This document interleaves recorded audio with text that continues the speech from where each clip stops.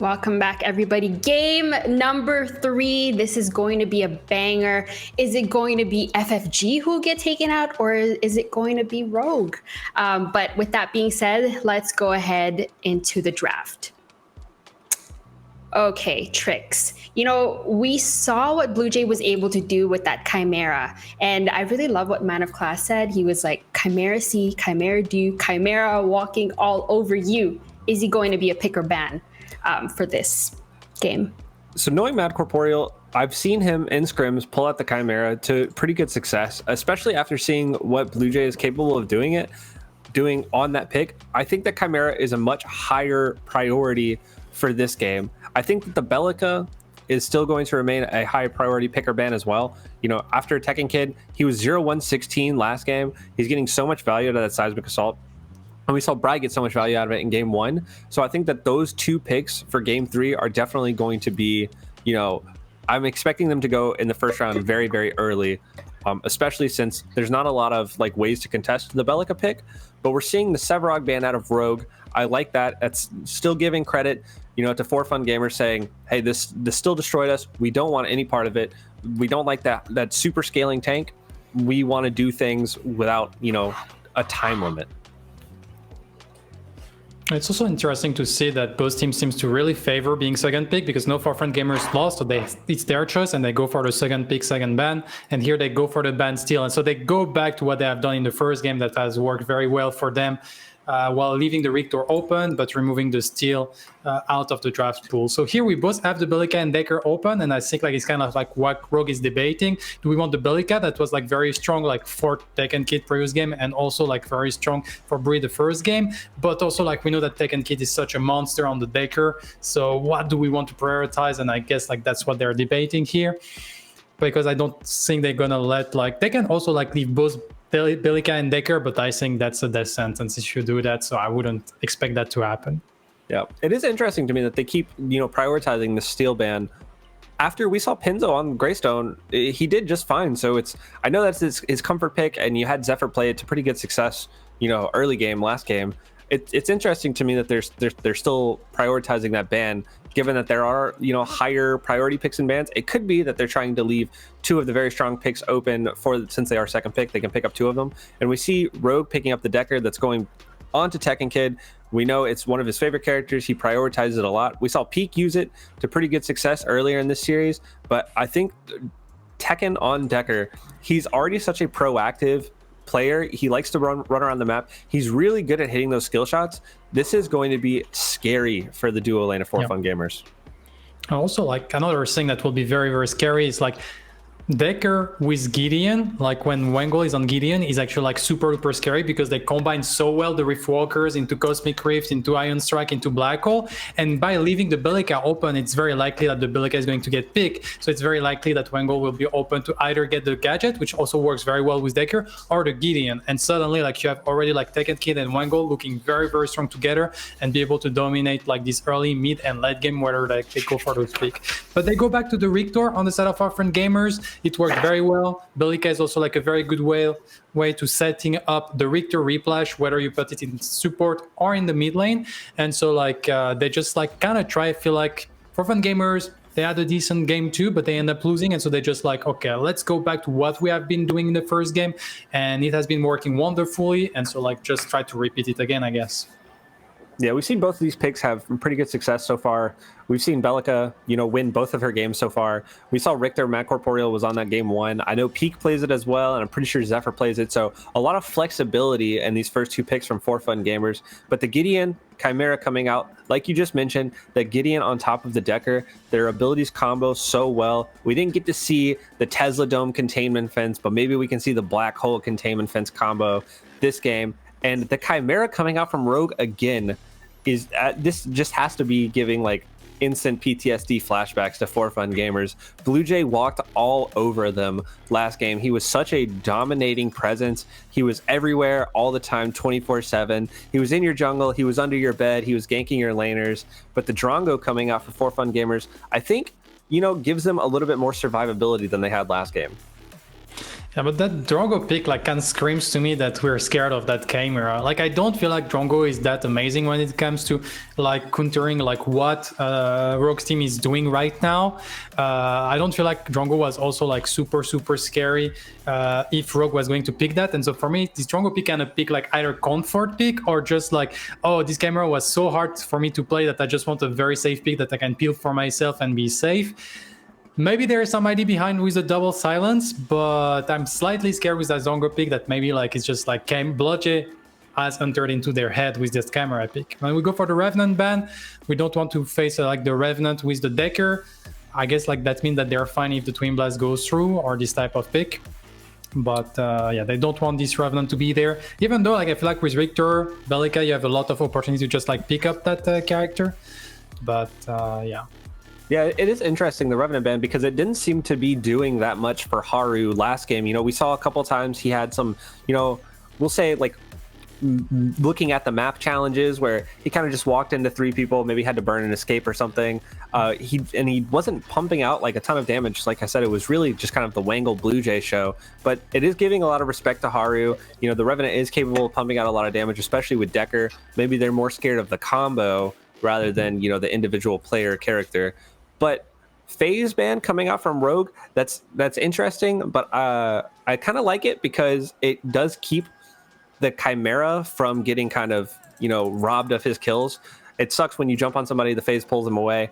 So this is just another way of helping ensure that Blue Jay gets these early kills in the duo lane, because I think that's definitely going to be where their priorities are.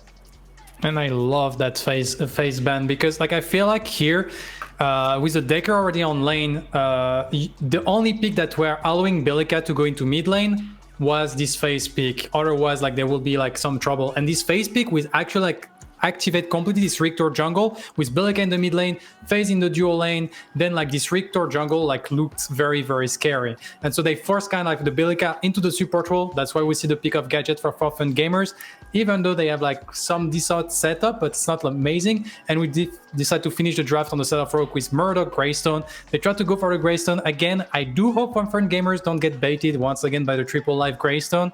And the Murdoch actually can be like very interesting to be safe, and they decide to not opt for the Twin Blast, but more for this like long range, long arm of the law, and also like very soft character.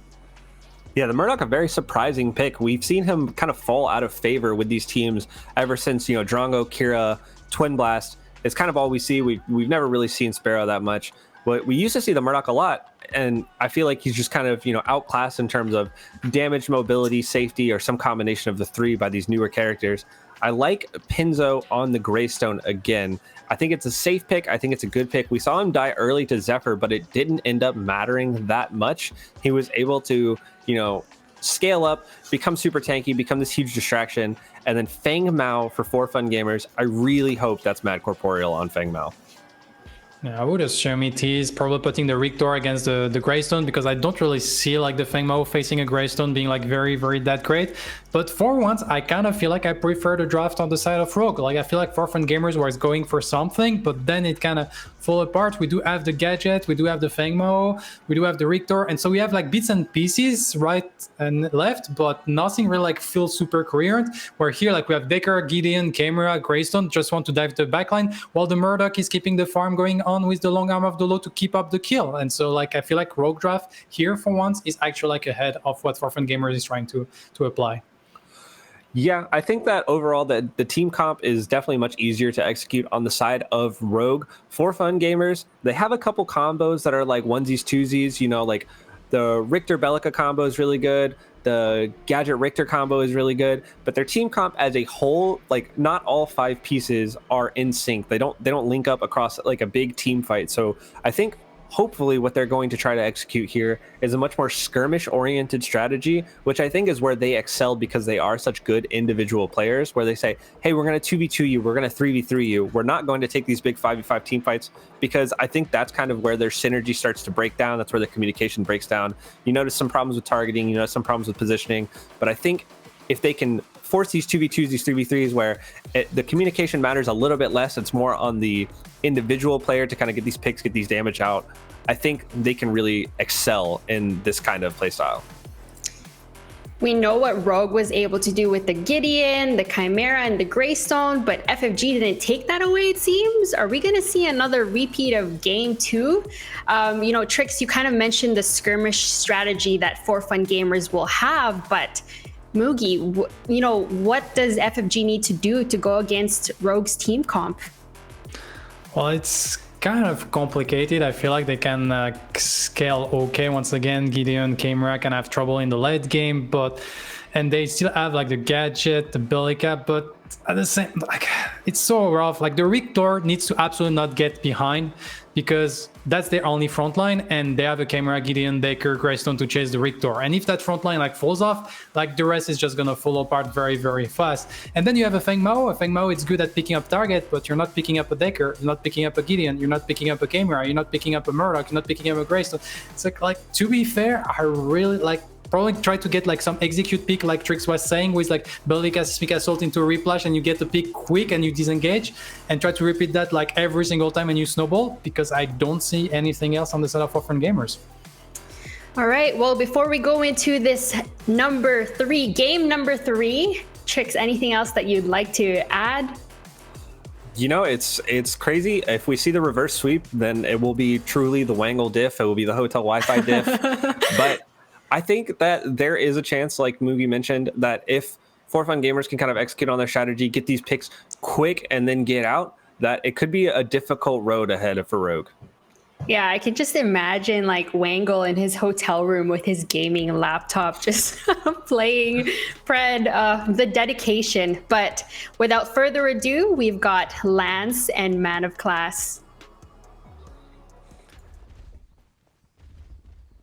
Welcome back to the cast, the game, the everything, Lance. It's game 3 between Rogue and FFG, and the draft is a little different, but it still looks very similar to what we had last game, which is the absence of a couple of tanks. Like we're looking into this situation. We're seeing Pinzo back at the Greystone, Blue Jay back at the Chimera, Wangle on the Gideon.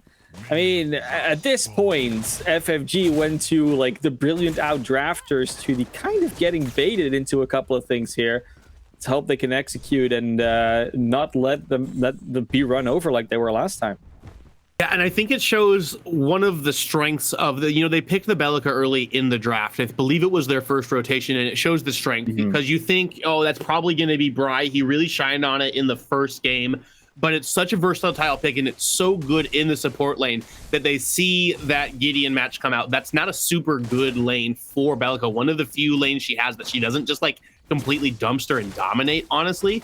So they pick up the Gadget, who is better into the Gideon. Although Bry didn't have as good of a performance in game 2 on that Gadget pick, still feels very comfortable with it, has the winning lane matchup, and is ready to try to redeem himself from what we had before. And that puts Peak on one of the strongest champions in the game in one of the roles where she's the hardest to deal with as well. Yeah, we were talking about it like in the break a little bit because we didn't really mention it that much on cast, but Bry was just sort of not there for most of the game. Like, they were laning, they were leveling, they were getting XP, they were getting gold items, but every time it sort of really mattered, there was just no Gadget. I didn't see a Tesla Dome land. The speed gate didn't really help anybody out. Didn't even see like the stray hats sometimes, just like bursting someone to a health maximum they weren't expecting. So do want to see Bry be a little bit more present, and if that can happen, it's of course a very different Gadget game. Yeah, and Matt Corporeal getting aggro with these, he does have the ability to take this away with that. He is actually going to steal that from Blue Jay, so he's got a little bit of a combat advantage here as he's got the red buff over him. That's great. That's going to help slow this down. But if Blue Jay is able to pick up a kill here on a Peak, who does still have the flash available, but the flash is going to follow him as well, and the ambush, but Blue Jay is going to have to turn around. We're going to start this game off with an absolutely massive bang. The hat is going to drop. That's going to be first blood going to Bry in this deciding game 3, but they're still chasing Corporal. Wangle is coming forward. The wall is going to get walked through. He's going to take the torn space, but Corporal is going to be able to get out into the safety of his tier 1 tower, and that's how you want to start the game if you're FFG here. Bry does need to be careful as he is in a 2v1 situation here, and a ball from Tekken may spell death for him, but Tekken's actually going to have to back up into the river as well, pick up that river buff that is on the left side of the map, but a great early start for FFG. It is such a beautiful Richter play. You have the hook, you can go fishing, and boy, what a brilliant bait that was. They got absolutely baited themselves in the previous game, turning around on Rogue this time around. This is how you want to start a game, and FFG with early game pickoffs, it's just like a perfect duo at this stage. This keeps on happening, and I do want to keep seeing it. So they start off well, so they can carry it on. And it sets Blue Jay back as well. They take his Sure. I believe that was his first red buff of the game from him as well, as he started on his blue side to try to path over to this duo lane. He knows how much damage that hook and smite combo do, and Matt Kapoor was able to just pick it up, and Haru needs to be very... The Rat Rounds are going to be able to finish him off, and that's 2 kills now for Fun Gamers here up against Rogue 4 minutes and 25 seconds into the game. Fun Gamers, they went into the break, they're like, guys, we got to get it together. And you can see it right here, already like, well, more than 20 CS ahead of where Rogue is at the moment. They are just stomping through this lane phase in the early game, and we're almost at the first Fangtooth. They might just almost just walk directly into the pit and take it. I don't think they will, because obviously, you know, you don't want to be that risky about it, but they're being able to be very aggressive, very far forward. Peak's already looking to set up an elimination of the Wangle here potentially. They're waiting in the jungle. I don't know if a ward caught them out or whatever happened, but at least they were able to protect the river buff. I could go back to their duo lane and push that lane back 4. Yeah, and that should be both river buffs going over to Bry, as well as Wangle's dealing with some minions inside the tier 1 tower. Actually, so I see the speed buff on Wangle, so he must have gotten that one on the other side before going to clear that wave in his tier 1 tower. So both of them getting a little bit of a mana reset here. 200 mana going to both of them, as you do get 50 mana regen for 4 seconds there, equaling the 200. Quick math. Sometimes Lance has got a brain on him, but there's just more action starting in this dual lane already, as Peak is playing so aggressive. So the pressure is on, and it's not going to waver anytime soon. Mercapora comes in, gets the hook. The containment fence is there. Will be able to save Haru? No, the answer is an absolute definitive nah. And it's going to be Peak and Jay just be able to push that way further forward. And you said it, Richter cannot get behind, and currently it is definitely Mercaporial setting up like 90% of all the plays so far. Comes in, gets the hook, instantly going further forward. It's a good setup with the Bellica stun as well, but still, you know, you got to hit them, and he does at the moment. And he's also able to dodge the static traps that were put down by Haru as he is starting to fall, where if they could have potentially got him rooted in the tower, could have traded that back, but that's just going to be a clean 1-0 for Fun Gamers, which is going to push this kill score to 3-1 right now. A little bit of trading going on as well, and it looks like Pinzo's actually got a small advantage over Zephyr right now, as you would expect a Greystone to have into a Fang Mao at this point in the game. It's like the one matchup we haven't really looked at because there's been so much happening on the rest of the game. But yeah, Pinzo versus Zephyr here is a fascinating just back and forth between the two. Pinzo taking a lot of damage from the green buff. Will eventually just get executed by Zephyr. Gets that kill. Trades. Did Zephyr actually get the green buff as well? I don't believe he got the green buff, but that's a consolation prize compared to being able to get your execute off on a Greystone who still has ult available to him. Could have been able to just push R, keep himself safe there, reset that fight, and probably take it to Zephyr at that spot, especially with that ult down. Wasn't able to get it off. That ult does come out pretty fast from Fang Mao, but a little bit of nerves potentially from Pinzo in this do or die situation, as that is the 3rd game in a row we have seen him die very early in the games during the laning phase.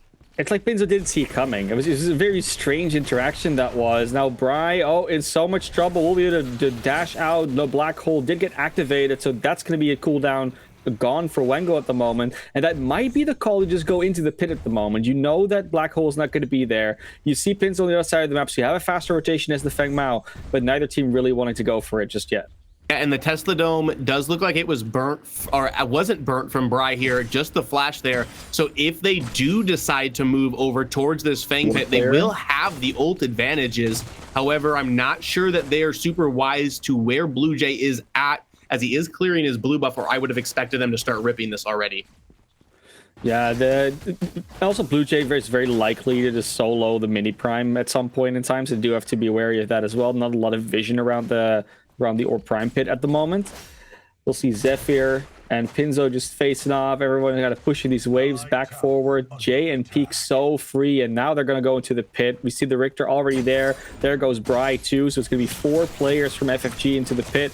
No one really that close from Rogue just yet. So that should be a free take, and the trade should be coming from the mini prime on the other side. Yeah, you see Blue Jay starting to rotate into there. Actually, it looks like he's going to move over and set his eyes onto Zephyr as Pinzo starts the aggression onto him. And that should just be, yeah, Zephyr gets blown up just like that. That should free up Blue Jay in order to be able to go take that mini prime, as well as Pinzo's going to have to hit a reset as he is starting to fall pretty low. Skewer's going to land onto Wangle, going to pull him in, but the blink is going to be able to get Wangle back into his tier 1 tower, keep him safe, living to fight another day. But Corporeal can contest and look around this orb prime pit now, as it looks like Blue Jay rotate. That was a rotate though. Like FFG actually rotated. FFG rotates to mid to be like, hey, if we're here, we could potentially rotate to the mini prime because we know you're probably going to try and take it, Blue Jay. That's exactly what Blue Jay wanted to do, but then that pressure comes onto mid. And he's like, you know what? I'm just not going to commit here because it just picked off one of my teammates. It took me too long to get to the mini prime to get it started. They chose to go for the pick off onto the Feng Mao, and that choice led them to then not be able to go for the mini prime. So that's objective is going to be available for a little bit longer for both teams. Yeah, and FFG playing this map exceptionally well so far with their backs up against the wall in this game 3. Both of these teams are feeling the pressure, and you'd honestly think that that would play into Rogue's favor. They've been in elimination matches in PCC events before. They've won elimination matches in PCC before. They're looking to do it again, but right now they are finding themselves in a little bit of an early hole 10 minutes and 30 seconds into this game 3. Yeah, they really want to be ahead, like especially Blue Jay. Like that early pickoff still sort of biting them a little bit because, you know, if you hadn't died that early on, if you gotten the pick onto the Richter potentially, like onto Macaporial, then you may have had the confidence to stick out that mini prime push earlier. But now, because you're not feeling that far ahead, or maybe not ahead at all, you don't want to take that risk. So Blue Jay having to play a little bit less aggressive, a little bit less confident than they might usually do on the Chimera. Yeah, needing to be careful.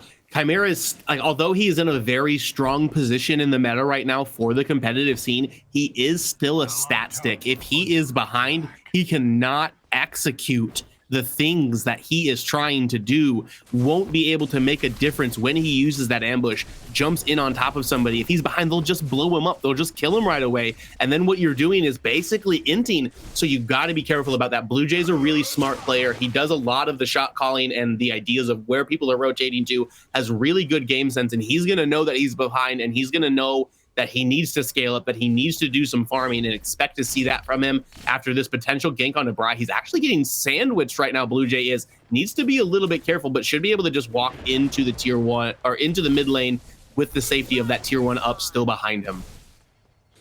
The safety of tier 1 is always something you can rely on when you are a mid laner, at least for most of the game until it finally gets picked off. Mid-game getting closer and closer, so you know we're getting to a point where one of these teams is potentially going to find a good team fight and take a proper lead. And for now, it is just jungle clearing. The Orb Prime does seem to be rotated towards by FFG at the moment. They might just go into the pit for it. And when you look at this, the CS is sort of evened out. We're definitely getting to more of an even state. Right. Up 2 kills for Fun Gamers still at this point. Still have that one Fang Tooth in their pockets as well, so extending the depth or the durations of their buffs. However, you know, anybody's game at this point, and we've got Rogue who have got their eyes set onto this mini prime. Yeah, mini prime under attack there, definitely looking to take it, but FFG is posturing. They're trying to do a similar thing that Rogue did to them last game, where they want to have this mini prime do damage and be like a 6 damage deal for their team, but it's not happening this time around. Blue Jay will pick up that the mini prime buff. Going to be able to roam around the map a lot more confidently, and this is kind of what that Chimera needed, a little bit of a boost. It was, and it was wise of For Fun Gamers to back out during that interaction as we did see them start to get poked by Wangle. But speaking of poke and Wangle, they're going to poke him all the way back to his fountain, as they're going to catch him with a skewer in the mid lane as well. And this should once again allow Bry to cost him, maybe not an entire wave of minions, as Tekken Kid is going to be able to be there to pick it up. But that should be great for this gadget. Should be able to get the Megacosm on the back that she was at right now. Already saw the Alchemical Rod in her pocket as well. A little bit, no need to be worried about building that Alchemical Rod in this matchup, as the Bellica is on her side this time. So this is great if you're a 4-4-1 Gamers fan. They now have this inside track onto this second Fangtooth, as well as we have Blue Jay running towards the 5 camp. I don't know that they're wise to it. We did see them using the sweepers, so I think they should be able to get this like a thief in the night. They should be able to just steal it away. 2 Fangtooths in the pocket for FFG. And we're going, again, we're looking for that point where they're going to start team fighting. Like, it's going to happen within like the next 5 minutes, I would say. But yeah, both of them also seem very happy to just poke away here and there, go for like singular pickoffs. Mechaporio once again looking for a potential Whiplash up to Tekken Kid or Haru. Able to find it this time around. I do think that second Fangtooth is going to be absolutely massive. I might be a overvaluer of second Fangtooth, but I believe that out of combat movement speed, especially on a comp like FFG has right now, is just massive. Feng Mao getting 8% out of combat movement speed. That's Richter insane. getting 8% out of combat movement speed. It's hard to hit max range hooks on Richter, but you already have that increase to your speed with your E, with the shock absorber that's around him. You put that 8% out of combat speed on top of it as well, and you can just walk up to somebody, skewer them, hook them, silence them, and then they are dead. And that's going to be the tier 1 tower falling in the mid lane. Going to use that mini prime buff on Blue Jay to take one of the first towers of the game, start putting a little bit of that gold, that global gold, into Rogue's pockets. Yeah, meanwhile, you do have Zephyr posturing fairly confidently against Pinzo at the moment. They're poking away. They're just taking the 3 camp on the side here. So they are getting some value. They're a level behind, but not too surprising, obviously, since they had that 1 pick off relatively late in the game. And they are being under a lot of pressure, but they're close. They're not that far behind. Haru taking a chunk of damage here from a nice play. The Drongo actually falling in that dual lane, unfortunately, for FFG. So they're going to have to worry a little bit about their dual lane presence. Mechaporeal making sure that it stays nice and pressured in. Yeah, we're able to quite pick up what happened to Jay, but once again, it doesn't matter what. All that matters is that it did, and that's going to be Jay falling down. So a reset is going to come out of Haru, though, which is going to allow the pressure from FFG in order to knock that tier 1 tower down, as Haru's health bar goes low in the exchange that ended up killing Jay. I think that's still a net win for FFG, though, as that tower is worth more than one individual kill. Yeah, tower definitely upping the value in a little bit of a way there. Now again, Pinzo versus Zephyr. It's this lane that we keep coming back to. The ultimate finally activated from Pinzo in that 1v1. Blue Jay also showing up, so they have to back off here if you're Zephyr. Don't have the sustain like the Greystone does. They're trying to get this tower. They're probably going to get it. But Zephyr is looking for a way to potentially do damage or pick one of these 2 off with the execute, but they got to get those health numbers lower. The threshold hasn't been reached. There is Mechaporeal. There is Bry. They're going to try maybe speed gate onto them, but this runaway from Pinzo and Blue Jay came at exactly the right time. They saw it coming. Yeah, good job from Zephyr in order to be able to keep that up here. Gonna see if he's gonna clear this, if he's got the time in order to do it. Does it with one little spinning blade dash E ability from the Feng Mao there in order to keep his tier 1 alive there. I don't necessarily know about the complexities of it. I've seen a whole lot of arguments that it's okay to let it fall to the minions. I personally am not in that idea. If you can keep your tower up, you keep it up as long as you can. The local gold will come to people. People will scale eventually as it is. But we've got some action going on over here in this dual lane. Tekken's going to do a really nice job to hit that stun onto Jay. Haru's going to be able to finish up with the damage, and they're just going to take him out of nowhere. Jay's just... you blink and he's gone, and what looked like it was going to be a bad fight for Rogue ends up being a net positive for them, as they do take actually both members of the duo lane down. However, they did lose their tier 1 tower during the process of that. So once again, FFG making the better play around the map, and we've got a skirmish popping off between Zephyr and Pinzo here, but Mad Caporal's here to help. Not even going to get the assist though. Zephyr's going to handle it all by himself, gets the solo kill onto Pinzo after he had used the ult, after he had used the Phoenix, and that's Zephyr getting a little bit further ahead here in the off lane. Yeah, Zephyr finally catching a break, so to speak, catching a break point, rather. We saw it happen earlier, of course, on the green buff before. Zephyr will now be able to just go back, get an item online. And we do see the goal totals on a couple of these members of FFG being at a point where you should probably, back and find an item for yourself. So Rogue and FFG, they're still going head-to-head to it. There is not that much between these two teams. And we are going to look towards the next objective, and that Fangtooth is about to spawn. So both teams definitely ready and aware of this. FFG currently better postured. They're almost pretty much like all there around the pit. But Rogue is on the way.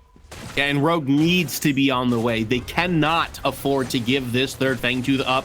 That Fang Mao is going to start doing insane amounts of damage if they are able to secure this. So this is going to be a big team fight, and this is the fight that we've seen kind of decide game 1 and 2. Keep your eyes onto Blue Jay and onto Wangle here, as they're going to need the big combo. The black hole is going to come out. Health bars are starting to go low on FFG. Rogue were able to pick the Fangtooth up. Mad Caporal going to hit a big skewer, but it is the health bars of FFG that are low. Zephyr's very low as well. He's going to fall down. Jay's only got a little bit left, and it's only Bry left up for them. Mad Caporal actually going to fall as well. So now it is only Bry coming up. He's going to get put into a cage, and he's got nowhere to run. It is only a matter of time until the members of Rogue catch up to him.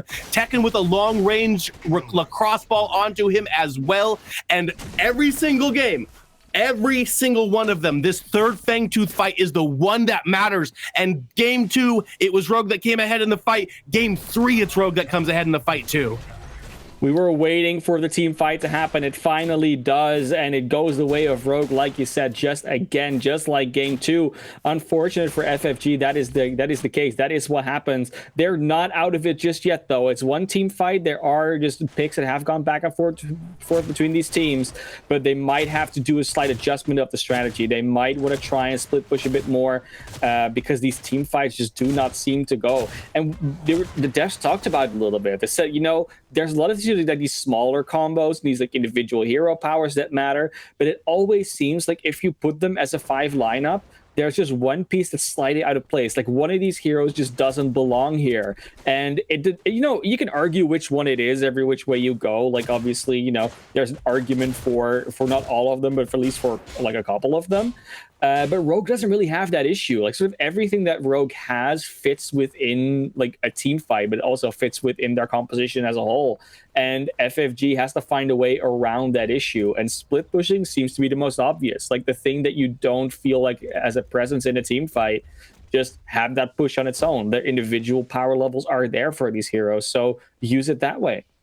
And they do have very good wave clear from FFG, 2 champions in both the Gadget and the Feng Mao that can pretty much insta-delete a wave at this 21, almost 22-minute point into the game, as they both should have 2, almost 3 items right now.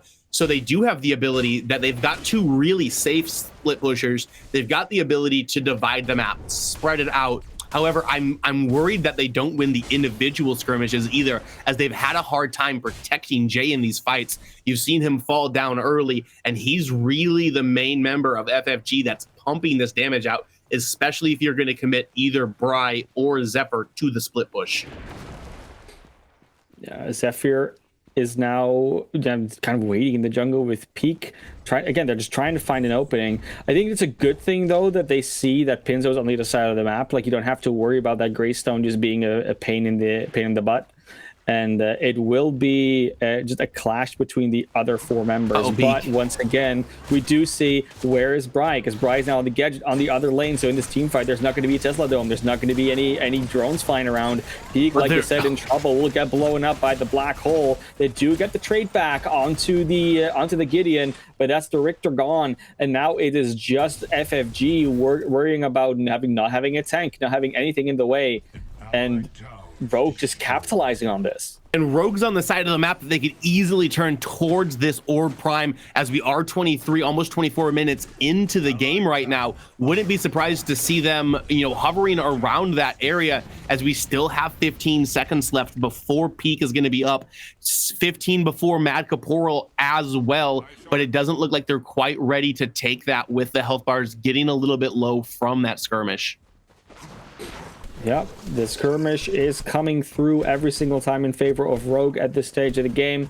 They keep fighting this way, and FFG just needs to find an objective. Like, they need to find a way to sort of steal away an objective, trade away an objective from Rogue, or like find a way to split push hard enough that the objective loss doesn't really matter anymore. But these team fights aren't going their way, and there's so many like small things that aren't going their way, or the small things that are sort of going wrong, that it's not really one particular player or one particular misplay that is happening on their side. And that's like the hard part about it. It's not a simple fix where you say like, oh, I just need to be a little bit further away, or I need to be a little bit closer, I need to rotate sooner. It's like, no, because almost every single player is having like an issue with something. And that kind of comes back to what I said before, what the desk said as well, like that one hero sort of being out of place.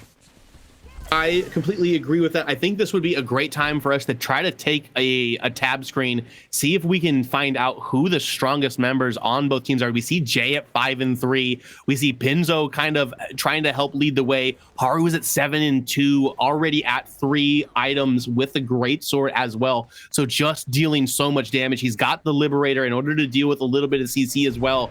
Tekken Kid's got his patented Rift Walkers over on the Decker as well. And they're so ready to start fights and to take FFG on head first, just run into the wall over and over again. Eventually those bricks are going to start to crack, and you're starting to see that strategy work for Rogue here. I think with lane distribution at the moment as well, I think it's nice to see that FFG is putting a little bit of priority on Peak getting some extra farm. Because the Bellica leveling up can be such a big difference in your power level as a team and in the power spike in general. If they don't get blown up as fast, the cooldown's a bit harder. If they hit a bit harder, that's such a huge difference. Even the ability level ups actually make a pretty big difference in Bellica's kit. So we'll see if Peak getting the sort of like the level boost or the gold boost is going to make a difference in these future fights. And FFG obviously wants to have a little bit of time to get that Bellica to a higher power level than she is right now. Right, and the damage that it can do to Wangle, you see that she's in the support role on the Bellica there. That does not matter.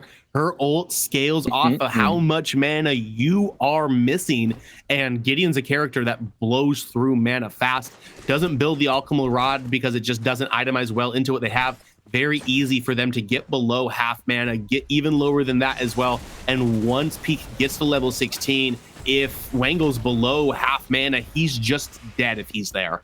So we got to keep our eyes on that interaction.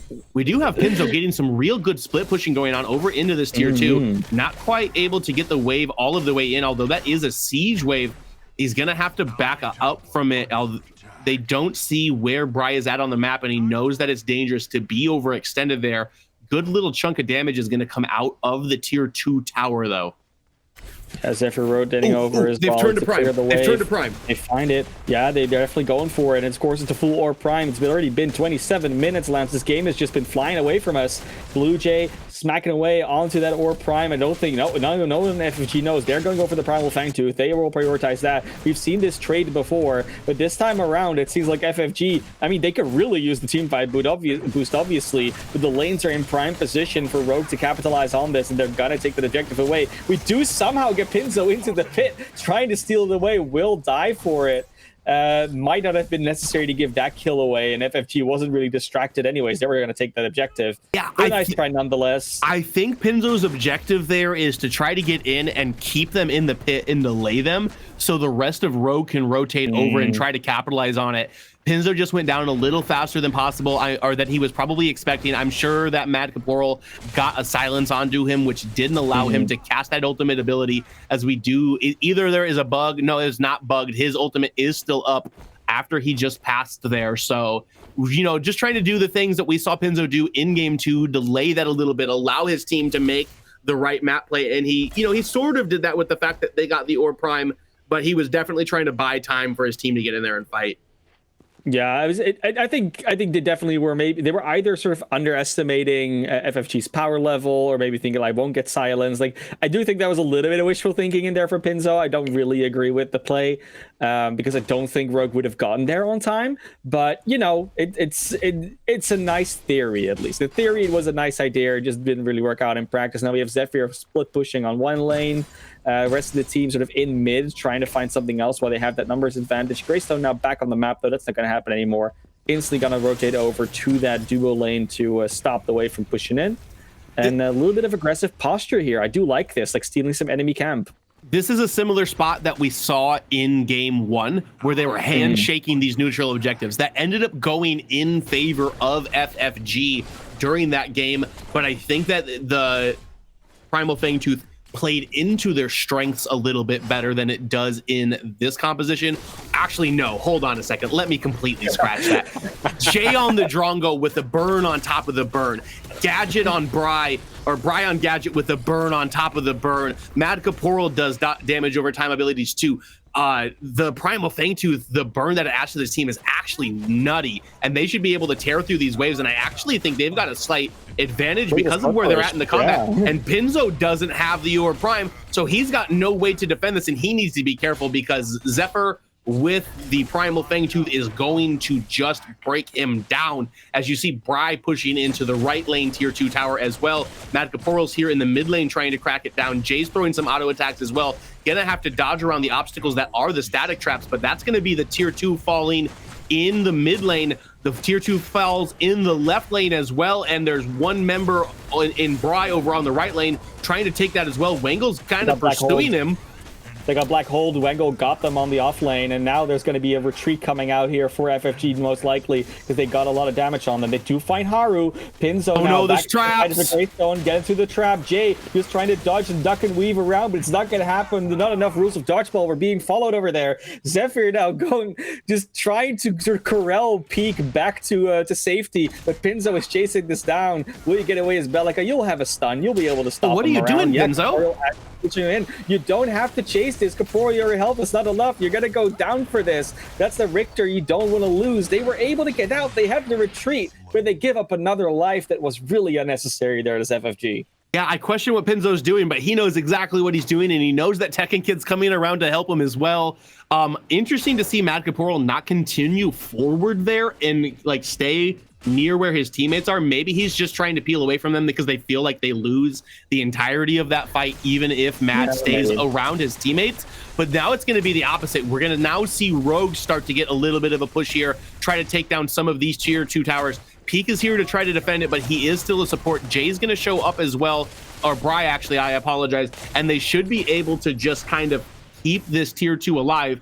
So the two giant neutral objectives that we see, once again, it's Primal Fangtooth that's winning out, as FFG is able to get a lot more out of that last 2 or 3 minutes than Rogue was.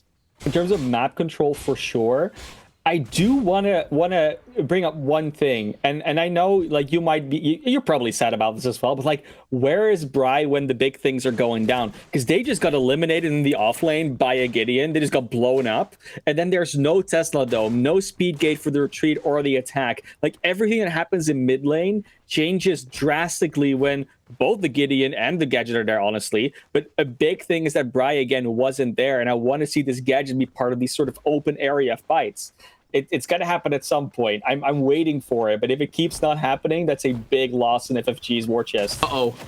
Yeah, they need to be smart about that. I think that it would be nice to see them commit Zephyr to the split push instead of Bry. That Feng Mao has just got a little bit more safety. They were both split pushing in that instance, so like I get it, but Zephyr was done way sooner, and then Bry was sort of still like alone, and it was taking a little bit too long, I think. So they might have just retreated sooner. Now there is a 4v5 happening near the mid lane, near that Fangtooth pit. And Zephyr is split pushing like they're supposed to, so that's good. There's the Feng Mao pushing on their own. They're level 18. They're chilling. They're vibing. They're getting the minions, but this Fangtooth is going towards Rogue. if they're not careful. Yeah, just did get respawned. It is a pretty big deal for who is going to get this, as it does respawn faster than the Orb Prime. So like we saw before, they're not going to get that handshake, but they see the pressure from Zephyr, think that maybe they need to answer it and try to stop here, as there was a little bit of poking going on. We see the health bar a little bit down from Chimera. They're able to just kind of regen it by hitting the base. Gonna look again. But I would be surprised to see FFG pull the trigger, and if they did, they would be on multiple wards. Should be wise to the fact that Wangle is in the base right now, though. Yeah, so they're just going to start this vision war, clear it out. They see that Wangle has had to answer Zephyr here, and they're going to get a pick on a Pinzo. This is not good for Rogue, as they do lose their tank. One of their biggest stalling tactics is gone, and that lets Zephyr rotate over here as well. They're going to start on this Primal Fangtooth. They need to get a good black hole out of Wangle here if they're going to be able to contest this at all. Otherwise, they're going to have to give this over to FFG. And we saw the damage they did with the last one. Matt Caporal is going very low, though. Needs to be careful. They did secure it before it happens, and Matt Caporal still got a little bit of health, but does end up dying to the black hole. Wangle's going to jump back onto Jay, but get absolutely blown up by the rad rounds and the primordial blaze that comes out of that, and that's most the members of Rogue down. Almost all of the members of FFG still up, and the prime buff will be spawning in just a matter of time. Damn, what a switch around. It is exactly what they needed to do. They did the thing. Zephyr went split pushing. Wangle tries to answer it. There's no Wangle to stop anything that happens. No black hole to answer. And they can just jump onto Pinzo without any like worry about a giant CC combo coming their way. Now they're on the Orb Prime. FFG is going to take it. And that is going to be a huge ability for them to push now. They've got both buffs. There's barely any members online for Rogue. At least for the next 10 seconds, no one but Pinzo will be. And that should be at least an inhibitor. Holy cow, Mano. I think we're going to start PCC 5 main event off with an upset. They've got the double buff here. There's not a whole lot for the next 3 to 4 minutes that Rogue is going to be able to do. I said that it was the majority of their teammates that had died in that primordial Fangtooth fight. It was actually the full RGS ace that happened to them, as all 5 members were down, able to pick this orb prime buff up as well. And you know, what do? You can try to turtle, you can try to do what you want, but if any sort of fight gets started here for Fun Gamers, they're going to win it with these added stats that they have from all of these buffs. And then they're just going to push your base down, as the minion waves are all on Rogue side of the map as well. Yep, Rogue now just being completely pushed back into the base. They have all respawned. They are, potentially ready to fight. But I mean, do you really dare at this point? There's so much power on the side of FFG. The only one that didn't really get a buff out of anything is Mad Corporeal, because they died after the Fangtooth. But there's so much power in the way, and just the Whiplash is all that Mad Corporeal really needs to do. They just need to be in the way. This inhibitor is gonna fall. Nothing that Rogue can do about it. Just standing in the way of that inhib aggro and gonna take it. We see Zephyr over on the other side of the map starting to get in here. They're gonna proxy these waves to make sure that this one is going to crash. Still have the Orb Prime for a good amount of time. Still have Primal Fangtooth for probably close to, actually it looks like it just fell off all of them, but still have a good amount of time where they have this Orb Prime. Should be able to potentially walk over, pick this third tower up. But if I was them, I would have my eyes on this core. I would have my eyes on the semifinals, locking in my spot to play tomorrow on Sunday. And that is, the goal for all of these people. They're going to push the first wave of buffed up super minions into the core, but all 5 members of Rogue are up to defend this right now. The ball's going to go wide from Tekken Kid, and that's not good. That means a little bit more freedom out of FFG. Mad Corporal is going to be looking for a hook here. Is he going to land it? The big ult comes out of Tekken, the wombo combo, the black hole up on top of all of it as well, but they are able to back up and escape. The members of Rogue are falling low. Tekken Kid's got to get back into his base, but 2 have fallen for Rogue. All 5 still stand for FFG as they're making the last push up into the core. Have to desperately try to stop it here, but Zephyr's going to go in, turn into a Beyblade, and get insane about it. We've got another one coming through. Blue Jay's going to come up, but that's the upset. For Fun Gamers takes the first series of the PCC main event. We will see them in our semifinals. We will see them tomorrow. They are 1 series away from getting paid, baby. Rogue is out. And you gotta feel for them. They tried their absolute best, had a couple of, setbacks in terms of game number 1, but they had almost nothing. There was basically nothing they have to complain about for game number 2 in terms of their own team setup. It was a great effort from them. They definitely got close, especially in game 3 still. They did a great job in game number 2, but FFG learned, and the same tactic did not work twice against FFG. You can't just put Pinzo on Greystone in offlane and expect that surprise tactic to work twice, because you can only surprise them once. Man, you can only surprise them once. You know what they say, fool me once, shame on you. Fool me twice, I won't be fooled again, in the great words of George W. Bush. However, we don't want to talk about it. We got to credit how good FFG just played. They executed their game plan. They got their people onto the champions that worked well for them.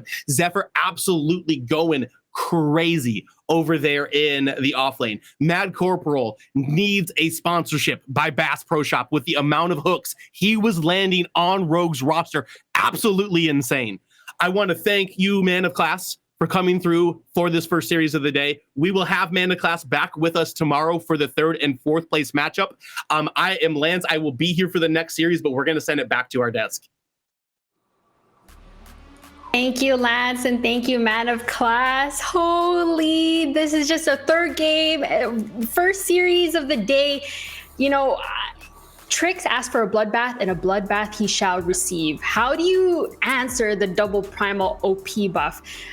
Thank you, Rogue, and thank you, FFG. Congratulations, FFG, for moving forward to go against even worse timing, who won 2-0 against no communication. Tell us, what just happened, Trix? I mean, it was just a crazy game. It was an absolute bloodbath.